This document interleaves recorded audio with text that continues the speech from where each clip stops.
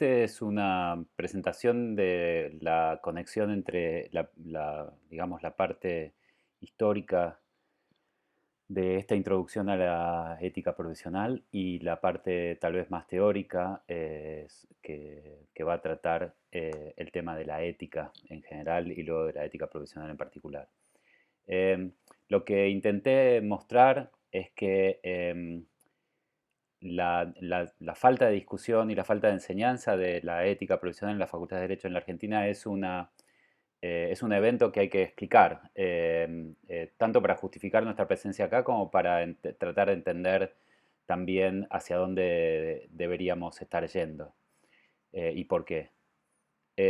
Mi propuesta, la hipótesis que yo hice en las clases previas, es que venimos de una tradición muy afianzada durante 100 años, un poquito más, de un proyecto exitoso eh, eh, que combinó, eh, por circunstancias históricas que tienen que ver con la construcción de nuestro Estado Nacional, eh, la ideología y el ethos, la práctica de la codificación que supone el formalismo, la idea de que el derecho está compuesto por normas que son textos que se aplican neutralmente o casi neutralmente por las profesiones del derecho y por lo tanto puede ser visto como una ciencia deductiva, eh,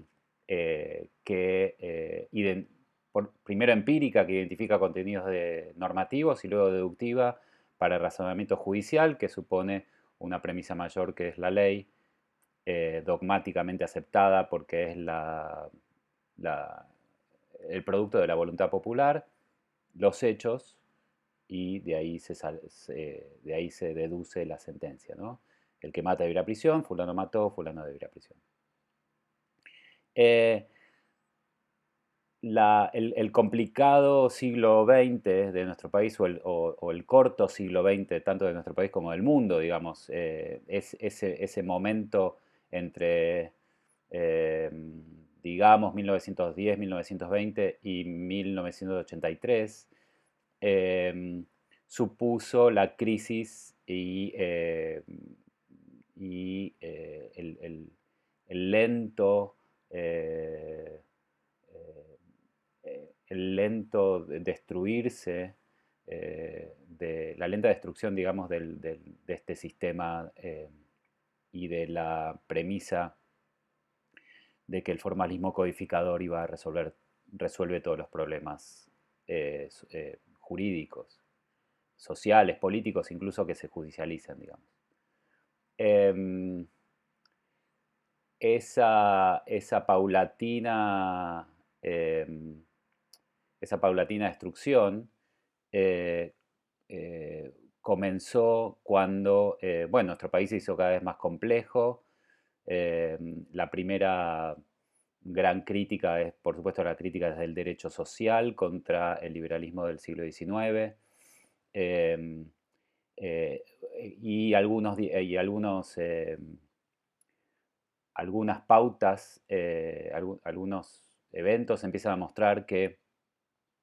esa primera tecnología no era suficiente. Yo creo que ya dije que alrededor de 1920 comienzan a surgir los tratados de derecho civil y luego los tratados de derecho administrativo, los tratados de derecho penal. Personajes como, por supuesto, bueno, Borda, Janvía, Soler, Bielsa, eh, Marienhof, eh, empiezan a crear eh, tratados que con la excusa de describir el derecho en realidad lo que están haciendo es tomar alguna de, de las ayudas o de las soluciones que la jurisprudencia viene proponiendo a algunos de los problemas que en el código empiezan a emerger, dadas las nuevas problemáticas sociales, y todavía presentadas dentro de la idea formalista de que está en la naturaleza jurídica de los institutos del código o se puede encontrar si uno lee correctamente, dogmáticamente, científicamente el código. Em, Estos aparatos, los tratados, la jurisprudencia, acompañan al código hasta 1900, al Código Civil, sobre todo hasta 1968, donde hay una reforma bastante importante, interesantemente una reforma realizada por uno de los juristas más importantes, Borda, como ministro del Interior de una dictadura militar, la de Onganía, eh, y esa relación entre derecho y política sigue siendo ignorada. Es absolutamente razonable que una persona sola,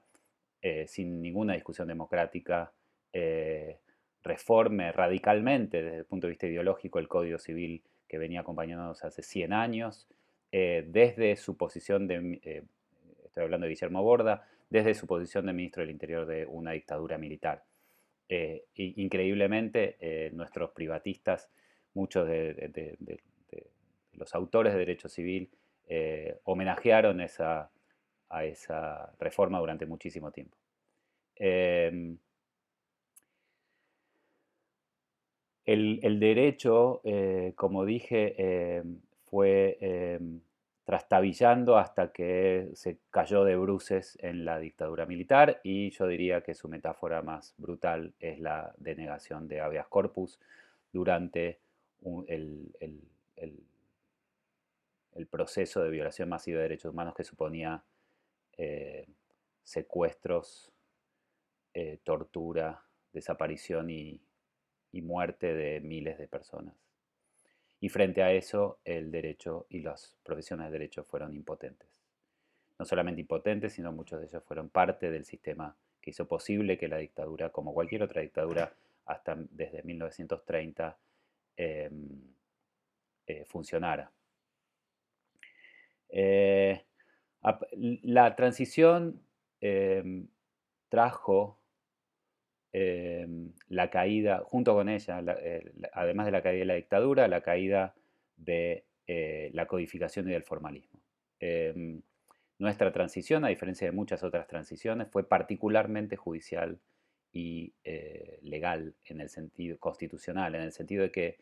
el centro de nuestra transición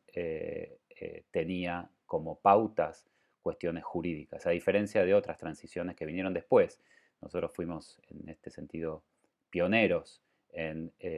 discutir cómo se pasa de un sistema dictatorial que comete violaciones masivas de derechos humanos a un sistema democrático, 1982-83. Digo que es particularmente judicial porque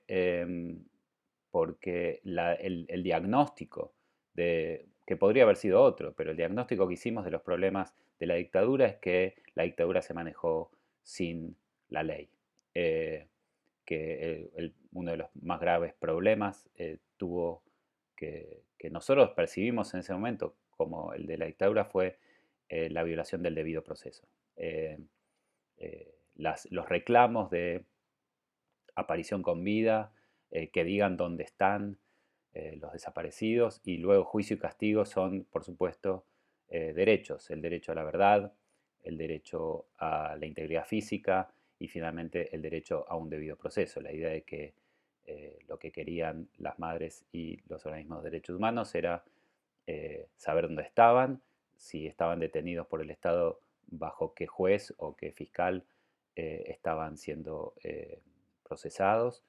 y si se habían cometido violaciones de derechos humanos contra ellos, que se inicie un juicio con eh, los- las garantías legales y eventualmente que se le imponga el castigo de ley. Eh, Eh, esto reconfiguró la práctica argentina. No tengo demasiado tiempo para explicar la fenomenología de eso, pero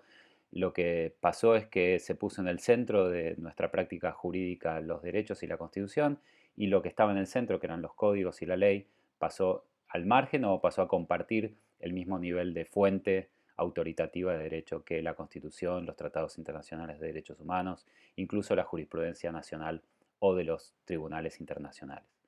Así que ahora, como muchos dicen, hay la lista que en general se atribuye a Lorenzetti de los procesos de constitucionalización, descodificación del derecho, judicialización de la política, politización de la justicia y globalización,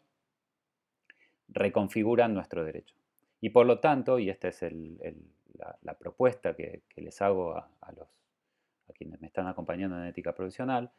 la propuesta es que si hay esa modificación en el derecho, que en definitiva es una práctica social, si hay una reconfiguración de la práctica, lo que tiene que haber es una reconfiguración del ethos, de la forma en la que nosotros nos manejamos en esa práctica, de nuestras conductas, de los roles que ocupamos, de los equipamientos que utilizamos para asumir esos roles, en general de la práctica profesional de las profesiones del derecho en nuestro país. A eso, ese ethos, dado que es nuevo, lo tenemos que volver a aprender. Y es por eso, creo yo, ese es el diagnóstico que tengo de por qué estamos ahora preocupados por la ética profesional, enseñando ética profesional. No por un problema, no solo por un problema de que vemos que hay que nuestra profesión está bastante complicada respecto a su capacidad para cumplir con normas éticas respecto de sus obligaciones